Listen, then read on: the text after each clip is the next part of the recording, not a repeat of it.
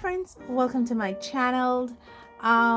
Today I really want to do a deep dive into something that I think in a previous video I just scammed over. I never really did talk about it, I did an artwork. I think I didn't even do an artwork. I just plastered paint all over. It was with this. When I did this, I will link that video for you, put a card for you to see it. And basically, I think I should have did a more in-depth talk about what this is all about. The topic came to me, what do you do when you really don't want to draw? And that's basically what we're talking about today. Okay, so as you guys know, I recently finished Inktober. And it was, how could I put it? I loved it. I really do. I loved it.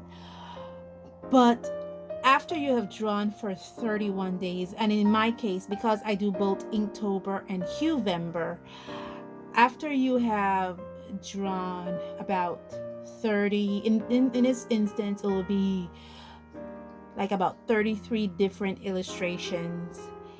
You tend to feel exhausted. I mean, it really does take a toll on your body and on your mind and, on your basically your entire creativity.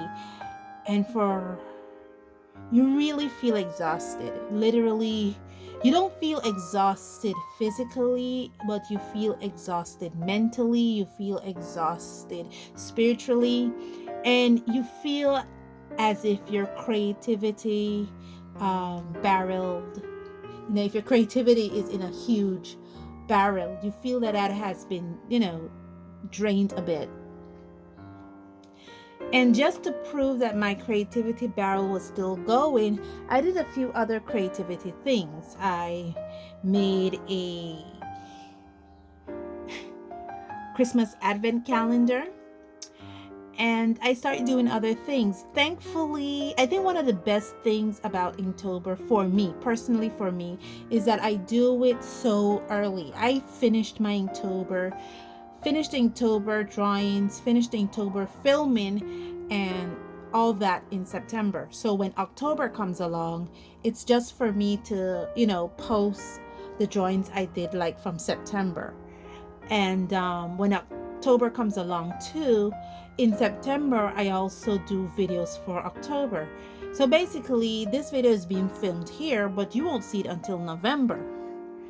And I'm already, just to keep with the time. So that's one of the good things about it, that I usually do my videos a month in advance.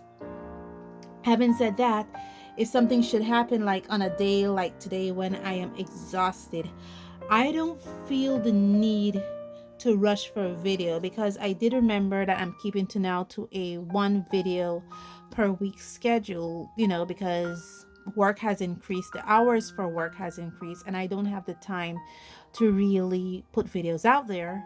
So I don't feel that pressure, and my algorithm or my rhythm on YouTube will not be affected. That's the good thing about doing things early. However, the other flip side of the coin to that is that I am now exhausted. It's currently the middle of October, and I am actually just very exhausted from an entire month of just trying to create things, trying to get content out there, and I just feel down. Now, the reason why you're seeing this little thing here is because this is something I recently got into. It's like, basically, what do you do when you feel creatively burn out? And some of the things that I have done maybe can help you when this situation happens. Okay, so one of the things I did following Inktober is just basically, I did a video, this one, where I basically did no preparation for it whatsoever. Normally for all my videos, what I normally do is I normally prepare for all my videos. Like, for instance, I have this little green book here. Well, it's not so little, but yeah, this huge 5 subject spiral bound book, and all my videos are planned out. I researched it, I looked through it, everything is thoroughly researched and planned out. However, when it came to this particular project, nothing was researched, nothing was planned out. There was no organization. I didn't research the paints. I didn't know how the paints were going to react. I didn't work with the paints before. I just basically bought some fabric paints and I just tried to see if I could just plaster stuff around, and this is what I did, just to try to like take out some of my creativity exhaustion, basically like that. So this is something I did. One of the other things I did when I felt burnout is I usually make sketchbooks, but because I have so much sketchbooks right now, I honestly do. What I have here is my brand new sketchbooks that I have that are yet to be used. So basically you're seeing like 6 different sketchbooks. I have this one, this one, this one, this one that have yet to be used. I haven't used them yet. They're still brand new. And I didn't want to make more sketchbooks and add to this pile. So one of the things I did was I made some, I think Becca Hilburn called these cookies. So I made some watercolor cookies, and she was the inspiration for this. I will link her channel in my description below. And I just glued, I have a round circle punched. I punched out some watercolor paper and I glued it to the back of a piece of cardboard and a cardstock, just so it has that girdiness. And I made some cookies. And I have it aside to be used. That's one of the other things I did. So one of the things you can do is you can either just do a project without any direction, like what I did, and you can make a sketchbooks like what I do, or you can pick up adult coloring, which is a third thing I did. So I have a friend who has an adult coloring book. This is her book. Okay, Schmidt-Mitterling. She bought it in Germany. It's an adult coloring book. She only paid $1 for it. And she had this book. She wasn't going to use it. She knows I love art. And so she gifted this book to me. Maybe it's something I could use. This was her, this is when she started it.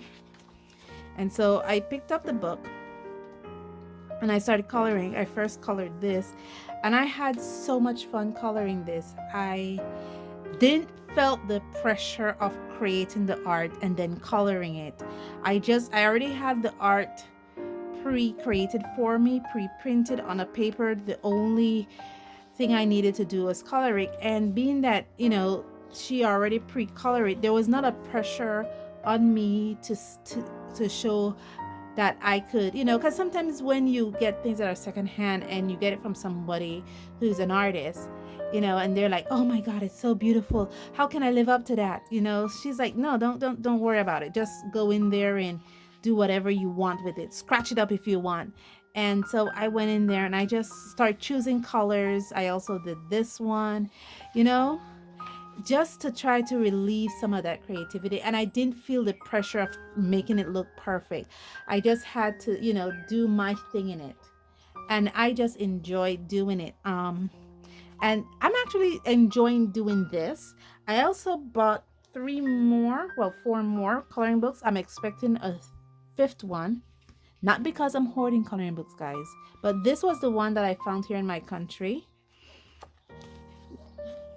You have to excuse a lot of stuff we get from other Central American countries. So yeah, we do learn a lot of Spanish in Belize.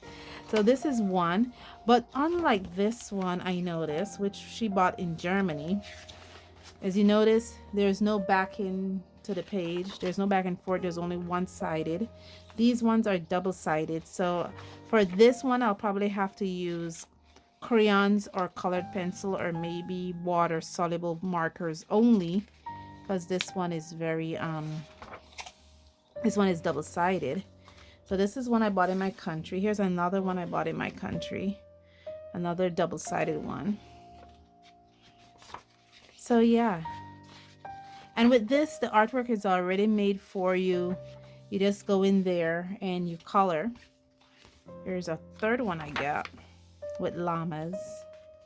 And a lot of times too, what I like to do is study the lines in these coloring, because these were amazing artists that made them. And you look how they made their lines. They're thicker, they're narrow lines. In this case is where all the lines seem to have equal weight, you know.